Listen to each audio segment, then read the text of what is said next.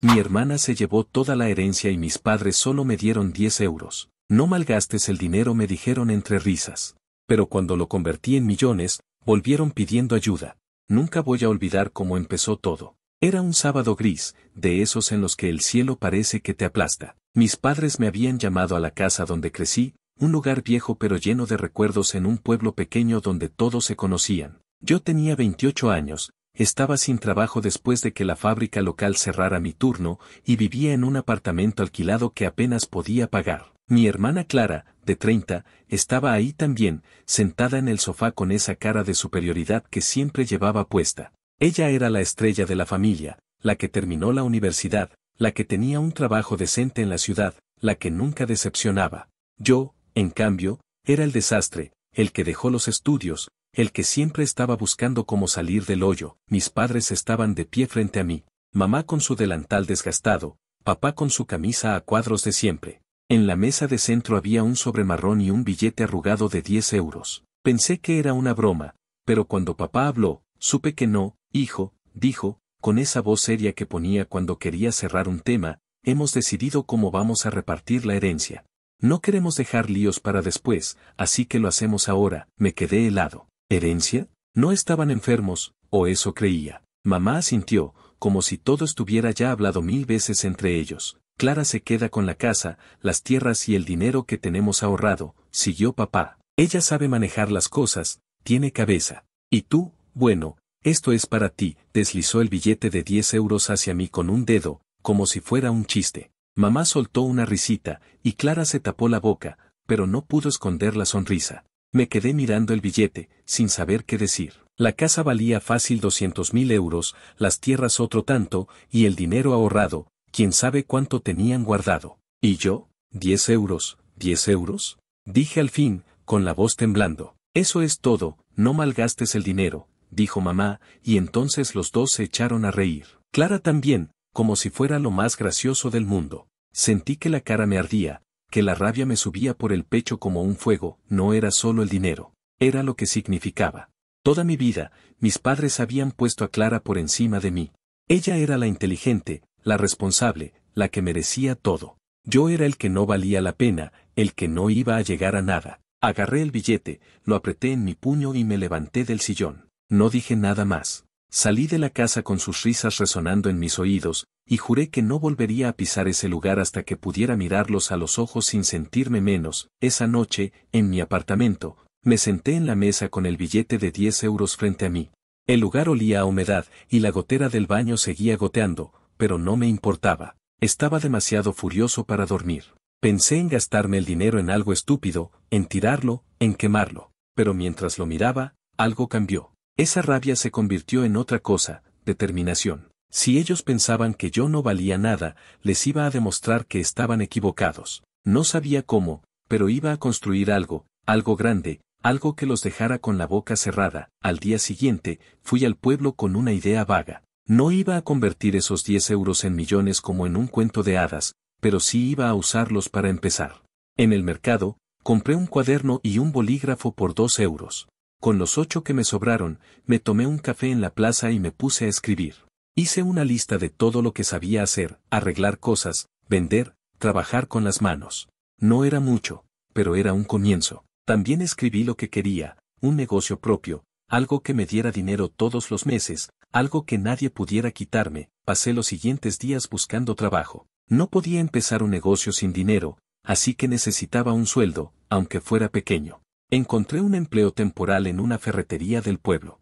El dueño, un señor mayor llamado Paco, me pagaba 800 euros al mes por organizar el almacén, atender clientes y cargar cajas. No era gran cosa, pero me daba para el alquiler y algo de comida. Cada noche, después del trabajo, me sentaba con mi cuaderno y planeaba. Quería un negocio que no dependiera de favores ni de suerte, algo sólido. Un día, mientras organizaba tornillos en la ferretería, se me ocurrió una idea. El pueblo estaba lleno de casas viejas, y la gente siempre se quejaba de que no había quien las arreglara. Fontaneros, electricistas, carpinteros, todos estaban ocupados o cobraban demasiado. Yo no era experto, pero sabía un poco de todo. Había aprendido a arreglar tuberías en mi apartamento, a cambiar enchufes, a clavar tablas. ¿Y si ofrecía un servicio de reparaciones baratas? No necesitaba mucho para empezar, herramientas básicas y ganas de trabajar. Con mi primer sueldo, compré un kit de herramientas usado por 50 euros, un martillo, destornilladores, una llave inglesa, cosas simples. Empecé pequeño, ofreciendo mis servicios a los vecinos. Arreglé un grifo por 10 euros, una puerta que no cerraba por 15. La voz se corrió rápido. En un mes, había ganado 200 euros extra, además de mi sueldo. No era mucho, pero me dio esperanza. Guardé cada euro que pude, viviendo de pan, arroz y lo más barato que encontraba en la tienda. Seguí así 6 meses, trabajando en la ferretería de día y haciendo reparaciones de noche. Ahorré 1.500 euros, una cifra que nunca había tenido junta en mi vida.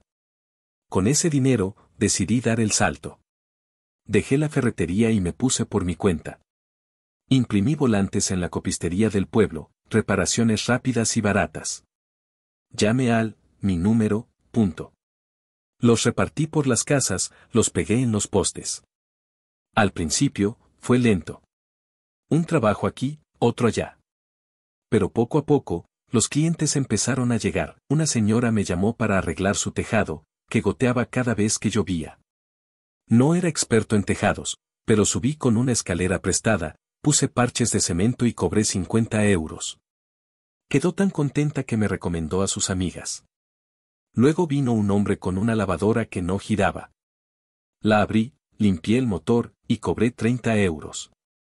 Cada trabajo me enseñaba algo nuevo, y cada euro que ganaba lo reinvertía. Compré una caja de herramientas más grande, una linterna decente, un taladro eléctrico, en un año.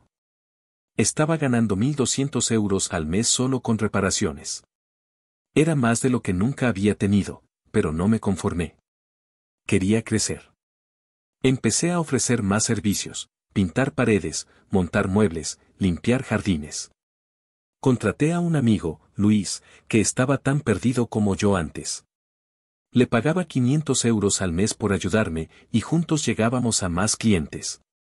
Al final del segundo año, mi negocio facturaba 2.500 euros al mes. Restando gastos, me quedaban 1.800 limpios. Era una vida decente, pero yo quería más, decidí formalizarlo. Con mis ahorros, unos 10.000 euros ya, registré una pequeña empresa, Reparaciones del Pueblo S.L. Alquilé un local pequeño en el centro, un sitio con una mesa, un teléfono y espacio para guardar herramientas. Contraté a otro trabajador, María, que sabía de electricidad mejor que yo. Empezamos a tomar trabajos más grandes, reformar cocinas, arreglar instalaciones enteras. En el tercer año, facturábamos 6.000 euros al mes. Yo me llevaba 4.000 después de pagar sueldos y gastos. Era dinero de verdad, más de lo que mis padres ganaban juntos en sus mejores tiempos. Me mudé a un apartamento mejor, compré una furgoneta de segunda mano para el negocio, y por primera vez en mi vida, sentí que tenía algo mío. Pero no olvidaba ese billete de 10 euros. Lo guardé en una caja, como recordatorio de dónde había empezado y de por qué lo hacía. No era solo por el dinero, era por demostrarles a ellos, a mis padres y a Clara, que yo valía algo. No los había visto en esos 3 años. No volví a la casa, no llamé, no pregunté. Pero un día, mientras estaba en el local revisando facturas, sonó el teléfono. Era mamá. Su voz temblaba un poco, como si estuviera nerviosa. Dijo, ¿cómo estás? Dijo. Oímos que te va bien. Queríamos verte. No respondí de inmediato. Sabía que no era una visita casual. Algo en su tono me decía que venían por más que un abrazo. Y no me equivoqué. 3 años después de ese día con los 10 euros, mi vida era otra. Mi empresa, Reparaciones del Pueblo S.L., ya no era solo un sueño escrito en un cuaderno barato. Teníamos un local decente en el centro del pueblo, una furgoneta con el logo pintado en el lateral y 3 empleados fijos, Luis, María y un chico nuevo, Javi, que era un crack con la albañilería. Facturábamos unos 6.000 euros al mes, a veces más si pillábamos un buen proyecto, como reformar una casa entera o arreglar el sistema eléctrico de un bar. Después de pagar sueldos, gasolina y materiales, me quedaban unos 4.000 euros limpios. No era un millonario, pero vivía bien, un apartamento limpio sin goteras, comida decente en la nevera, y hasta me daba el lujo de ahorrar un poco cada mes. Había aprendido a manejar el negocio a base de prueba y error. Al principio, aceptaba cualquier trabajo, aunque no supiera hacerlo del todo. Me pasaba noches viendo videos en internet para aprender a cambiar una instalación de gas o a poner azulejos derechos. Con el tiempo, fui más listo, delegaba lo que no sabía en mis empleados y me enfocaba en buscar clientes y cerrar tratos. La gente del pueblo confiaba en nosotros porque éramos rápidos, baratos y no los dejábamos tirados. Incluso empezamos a trabajar en pueblos cercanos, y la voz se corría cada vez más, pero no todo era perfecto. El trabajo era duro, y había días en que llegaba a casa tan cansado que apenas podía quitarme las botas. Competir con empresas más grandes también era un dolor de cabeza, a veces perdíamos clientes porque no teníamos maquinaria cara o porque no podíamos bajar más los precios. Aún así, seguía adelante. Cada euro que ganaba era una victoria, un paso más lejos de ese billete de 10 euros y las risas de mis padres. No los había visto desde aquel sábado. Ni a ellos ni a Clara. No volví a la casa, no contesté sus mensajes de Navidad, nada.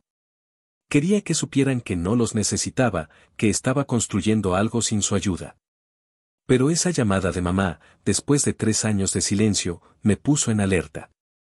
Su voz sonaba rara, demasiado dulce, como cuando quería algo de mí de pequeño. Hijo, ¿cómo estás? Dijo. Oímos que te va bien. Queríamos verte. Le dije que estaba ocupado, que tenía mucho trabajo, pero ella insistió.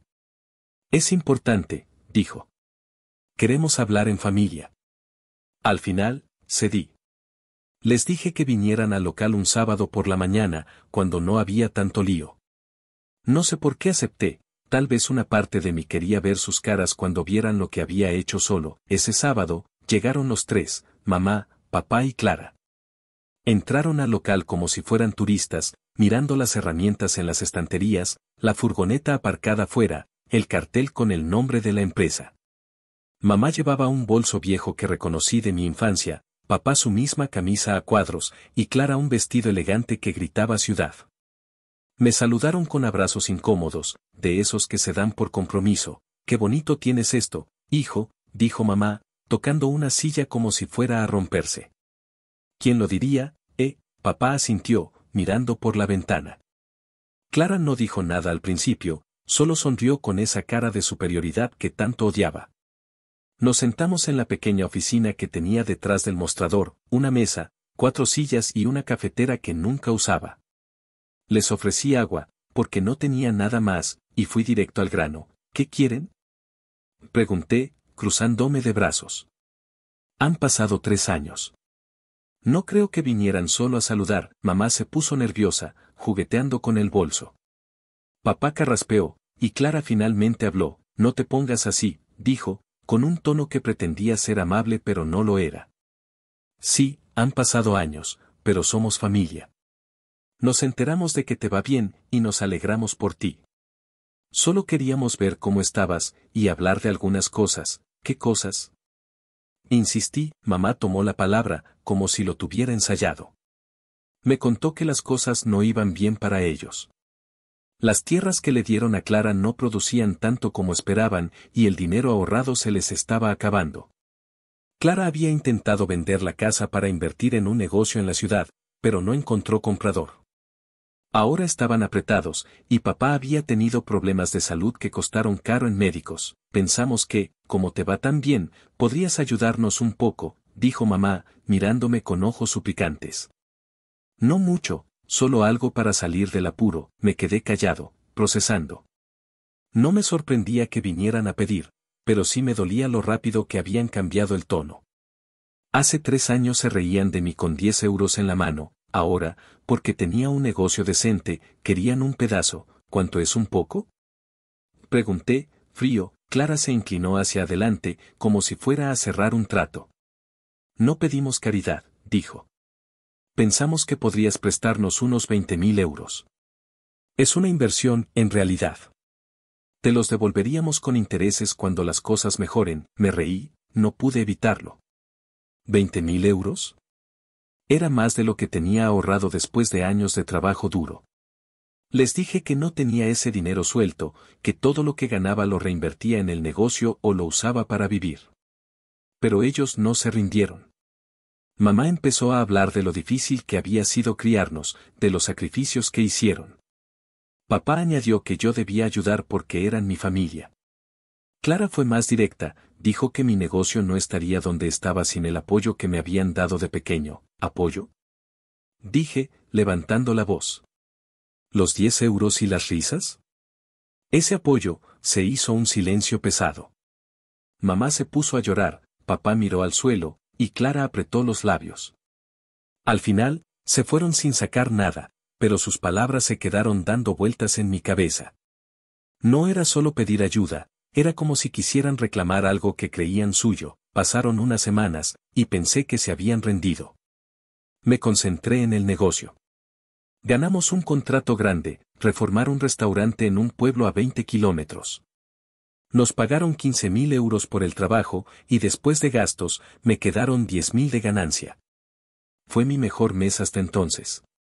Con ese dinero, compré otra furgoneta y contraté a 2 chicos más para cubrir la demanda. Facturábamos 10.000 euros al mes ahora, y mis ingresos subían a 7.000 después de todo. Estaba orgulloso, pero también agotado. Dormía poco, revisaba números todo el tiempo, y empezaba a sentir el peso de tener gente dependiendo de mí. Entonces, un día, llegó una carta. Era de un abogado. La abrí con las manos temblando, y lo que leí me dejó helado. Mis padres y Clara me estaban demandando. Decían que parte de mi empresa les pertenecía porque, según ellos, me habían financiado al darme los 10 euros y criarme. Pedían un tercio de las ganancias mensuales, unos 2.000 euros al mes, y una compensación de 50.000 euros por su inversión inicial. Era una locura, pero estaba escrito en papel oficial, con sellos y firmas. Llamé a Luis, que también era mi amigo, y le conté todo. Él se rió al principio, pensando que era un chiste, pero cuando vio la carta, se puso serio. Esto es una trampa, dijo. Quieren sacarte dinero con mentiras. Me recomendó un abogado que conocía, un tipo joven pero listo llamado Miguel. Lo contraté esa misma semana, usando parte de mis ahorros para pagarle. Miguel revisó la demanda y me explicó que era débil. Los 10 euros no eran una inversión, y criar a un hijo no te da derechos legales sobre su negocio. Pero también me advirtió, mis padres y Clara podían alargar el caso, inventar pruebas, manipular. Esto no es solo legal, dijo. Es personal. Quieren desgastarte. Me puse furioso, pero también asustado. No tenía experiencia con abogados ni tribunales. Mi negocio estaba en su mejor momento, y ahora tenía que gastar tiempo y dinero defendiéndome de mi propia familia. Empecé a sospechar que Clara estaba detrás de todo. Ella era la lista, la que sabía moverse en la ciudad. Esto tenía su estilo, calculado, frío. Los siguientes días fueron un infierno. Tuve que juntar papeles, facturas, todo lo que probara que mi empresa era mía y solo mía.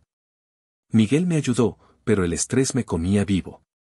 Apenas dormía, y en el trabajo cometía errores tontos, como olvidar pedir materiales o gritarle a Javi por nada. Mis empleados notaban que algo pasaba, pero no les conté todo.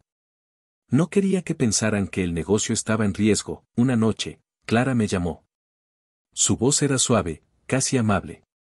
No tiene que ser así, dijo.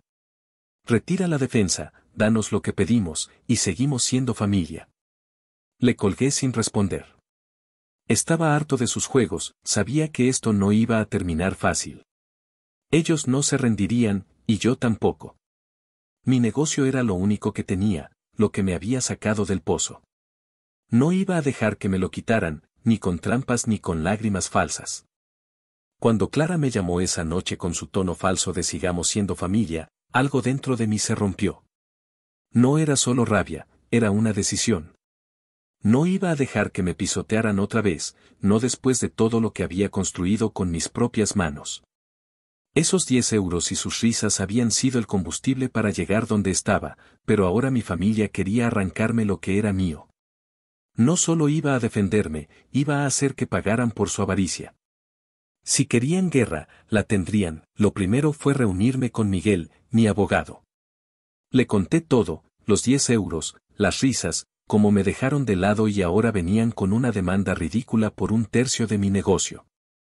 Miguel me escuchó, tomando notas, y luego sonrió. Esto es un caso débil, dijo, pero podemos hacerlo más que ganar.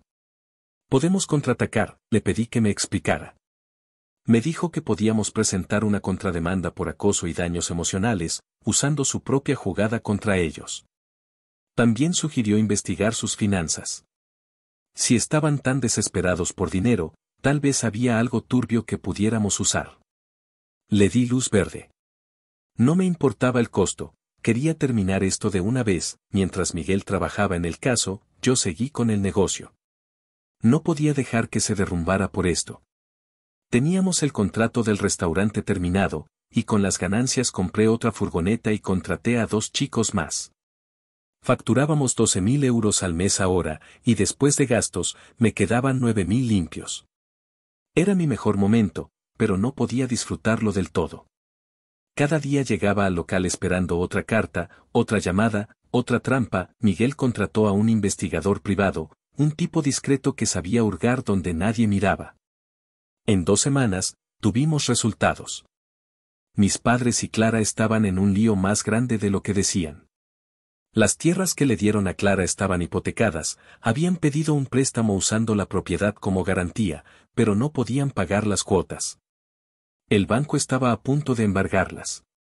La casa también tenía deudas, impuestos atrasados que no habían pagado en años. Y Clara, la lista de la familia, había invertido el dinero ahorrado de mis padres en un negocio de ropa en la ciudad que se hundió en 6 meses. Estaban quebrados, y mi negocio era su tabla de salvación. Con esa información, Miguel armó un plan. La demanda de ellos pedía 2.000 euros al mes y 50.000 de compensación, pero nosotros íbamos a devolverles el golpe. Presentamos una contrademanda por 100.000 euros, alegando que su ataque legal era un intento de extorsión y que me habían causado estrés y pérdidas al tener que defenderme. Incluimos pruebas, la carta de la demanda, grabaciones de las llamadas de Clara, que Miguel me había dicho grabar legalmente, y los informes del investigador sobre su situación financiera. El día del juicio llegó 3 meses después. Fue en un juzgado pequeño de la ciudad, un lugar con paredes grises y un juez que parecía aburrido de la vida.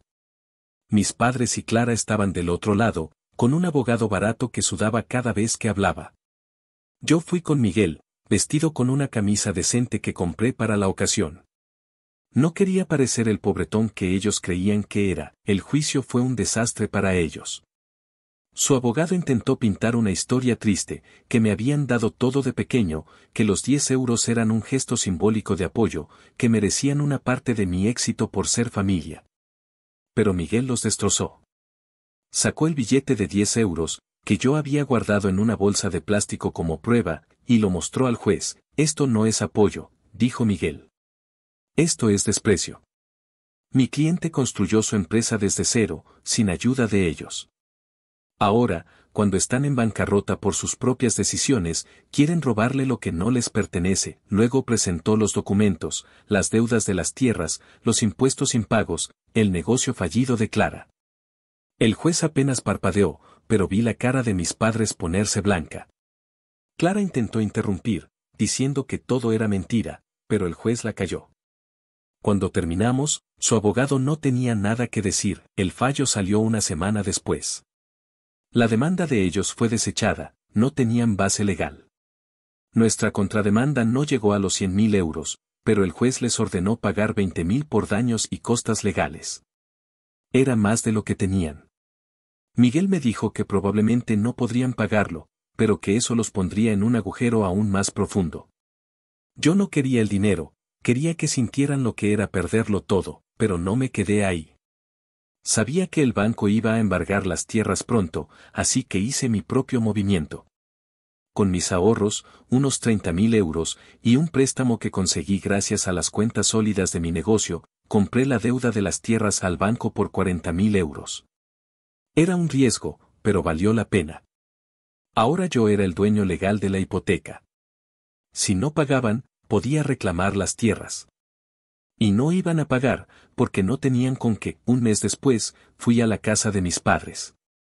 No avisé, solo aparecí con los papeles en la mano. Mamá abrió la puerta, y cuando me vio, intentó sonreír, pero se le congeló la cara. Los hice sentarse en la sala, la misma donde me dieron los 10 euros. Clara estaba ahí también, con ojeras y el pelo desarreglado. Les puse los documentos en la mesa. Las tierras son mías ahora, dije, sin levantar la voz. El banco me vendió la deuda. Si no pagan lo que deben, y no van a poder, me quedo con todo. La casa también tiene deudas. Puedo denunciar los impuestos atrasados y acelerar el embargo. Ustedes deciden. Mamá empezó a llorar, papá balbuceó algo sobre lo injusto que era, y Clara me miró con odio puro. Eres un monstruo, dijo. Yo me reí. No, dije. Ustedes me enseñaron a ser así.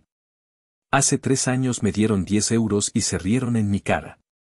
Ahora, cuando quise construir algo, intentaron quitármelo. Esto es lo que pasa cuando juegas sucio y pierdes. No les di tiempo a responder. Me fui, dejando los papeles ahí. Sabía que no tenían salida. El banco embargó la casa unos meses después por los impuestos, y las tierras pasaron a mi nombre cuando no pagaron la hipoteca. Las vendí por 150.000 euros a un agricultor local, pagué mi préstamo y me quedé con una ganancia limpia de 100.000. Mis padres y Clara terminaron alquilando un piso barato en la ciudad, sin un euro a su nombre. Oí que Clara consiguió un trabajo de recepcionista y mis padres vivían de una pensión mínima. No sentí lástima. Ellos eligieron su camino. Con ese dinero, hice crecer mi negocio aún más. Abrí una segunda sucursal en otro pueblo, contraté a 5 empleados nuevos y compré maquinaria decente. Facturábamos 25.000 euros al mes ahora, y mis ingresos subían a 18.000 después de gastos. Me compré una casa propia, pequeña pero mía, y puse el billete de 10 euros en un marco sobre la chimenea. Era mi trofeo, mi recordatorio. Un día, mientras revisaba las cuentas en mi nueva oficina, Luis entró con una cerveza en la mano. ¿Valió la pena?, me preguntó. Lo miré, pensando en todo, el trabajo, el juicio, la venganza. Sí, dije. Valió cada segundo. Estaba libre. Mi familia había intentado hundirme, pero yo los hundía a ellos. No era solo dinero, era justicia. Y mientras mi negocio crecía, supe que nunca volverían a reírse de mí.